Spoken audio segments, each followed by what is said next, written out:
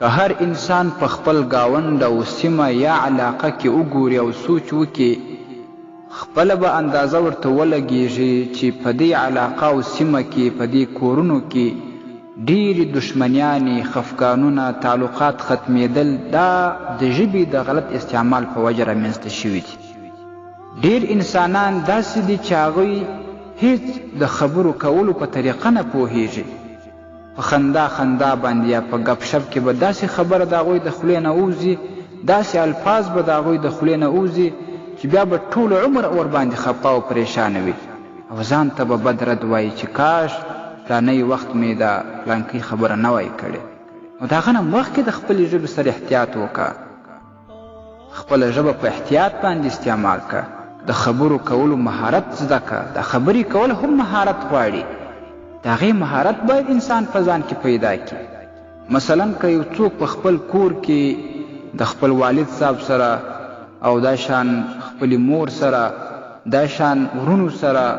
نور مشرانو کشرانو سره او خاص د خپلې کورودانې سره خبره کوي،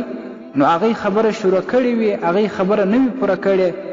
نو ته مور ته وایه چې چپ شه، یا د هغې په خبرې کې مور غورځه چې د هغې خبره په نیمۍ باندې کټ شي،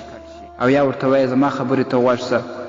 نو د هغوی په زړه کې ستا احترام ختم کیږي. که ستا مېرمنه کومه خبره شروع کړي، د اقرباو څخه بل څوک وي ستا په وړاندې یو خبره کوي، یو قصه بیانوي، نو د هغې د خبرو په منځ کې مه وردانګه، بلکې د هغې خبره په غور باندې واوره. بیا که د هغې خبره د فایدې وه، هغه خبره ومنه، او که چیرې خبره د فایدې نه وه، د هغې اصلاح وکړه. نو فایده به یې دا وي چې د هغوی د احساساتو پته به تا ته ولګېږي، او خاص د خپلې کورودانې احساسات به درته معلوم سي، او ته هغوی ته غوږ وې، نو د هغوی په زړه کې به ستا احترام زیات سي، او خاص به ستا د مېرمنې په زړه کې ستا لپاره احترام نور هم سیوا شي. او دا شان ته چې بیا کومه قصه بیانوې، کومه خبره کوې، هغه خبره په ښه احتیاط باندې، په ښه سوچ او فکر باندې کوه. د دې مثال به زه تاسو ته دا درکم چې یو وخت یو بادشاه خوب لیدلی و. په خوب کې داسې لیدلی و چې ټول غاښونه را مات شوي وي، راولېدلي وي. نو بیا سحر ټول هغه خلک راوغوښتل چې هغه د خوب معنا وباسي، تعبیر وباسي. نو هر یوه یې مطالبه وکړه چې ما داسې خوب لیدلی دی، د تعبیر څه دی؟ نو هر کس په نمبر باندې تعبیرونه ورکول. چا به ورته ویل چې ستا به ټول اولادونه مړه شي، چا به څه ورته ویل، چا به څه ورته ویل، ستا بادشاهي به ختم سي. دلته بادشاه صاحب ډېر زیات خفه سو، او حکم یې وکړي چې دا کم چا ماته دا تعبیر را کړی چې ستا اولادونه به وفات شي ټول، او ستا بادشاهي به ختم سي، پلان و پلان، دا ټول بندیان کړي، جیل کې واچوي. نو په دې کسانو کې یو تعبیر ویستونکی ډېر عقلمند انسان و. د هغې نمبر چې کله رالی، نو هغه وایي بادشاه سلامت، تا خو ډېر ښایسته خوب لیدلی دی، د دې ډېر ښایسته تعبیر دی. هغه دا دی چې الله رب العزال به تا ته ډېر زیات عمر درکړي. نو په دې تعبیر باندې بادشاه ډېر زیات خوشحاله سو، او خپلو ملګرو ته امر وکړي چې دغه تعبیر ویستونکي ته قیمتي انعامات راوړي او ښه انعامونه ورکړي. کله چې دغه تعبیر ویستونکي د باچا د ځای نه راووتی، بعضې ملګري ورسره میلاو سه، ورته ویل تا خو باچا صاحب ته غلط تعبیر ورکوي، د دې خوب خو دا تعبیر نه و. نو دا کس ورته وویله چې زموږ د ټولو تعبیر یو شان و، لیکن زما چې کم ملګري وه چې هغوی کم تعبیرونه ورکول، د هغو د خبرو مهارت نه و زده، د هغې خبرې نه وې زده. نو ما چې باچا ته وویل چې الله به تا ته ډېر عمر درکړي، مقصد مې دا و چې ستا اولادونه به ستا څخه مخکې وفات شي. لیکن بادشاه دې خبرې ته سوچ نه وکړي. ظاهره خبره ده چې د چا عمر ډیر شي، د هغه بچیان به د هغه نه مخکې وفات کېږي. نو باچا خو به تر هغه وخته ژوندی وي چې د ده بچیان د ده نه مخکې وفات کېږي، تر دا وخت خو به ده ته الله عمر ورکوي. نو دې ته وایي په خبرو کې مهارت. او دا شان که ته غواړې چې ته خپلې مېرمنې ته نصیحت وکړې، نو هغه مخامخ د خلکو په وړاندې باندې مه ورته کوه، بلکې د خلکو په وړاندې د عقلمندۍ مظاهره وکړه، په تنهایی کې بیا خپله میرمن پوه که نصیحت ورته وکړه د اصلاح لارې ور وښیه نو په دې تنهایی کې چې کومه خبره ته خپلې میرمنې ته وکړې په هغې باندې به ډېر زیات اثر وکړي دا شان کم نصیحت چې ورته کوې او دا شان کومه اصلاحي لار ورته ښیې د هغې رهنمایي کوې هغه په ښه طریقه باندې وکړه د ښو اخلاقو سره یې وکړه د دې مثال به زه تاسو ته دا ووایم چې یو سړی لمانځه ته روان و د لمانځه وخت مسجد ته تللی په لاره کې ولیدل چې یو بل سړی درختې ته ختلی دی او هلته میوه راشکوي نو دې سړي ورته وویل چې یو بې نمازه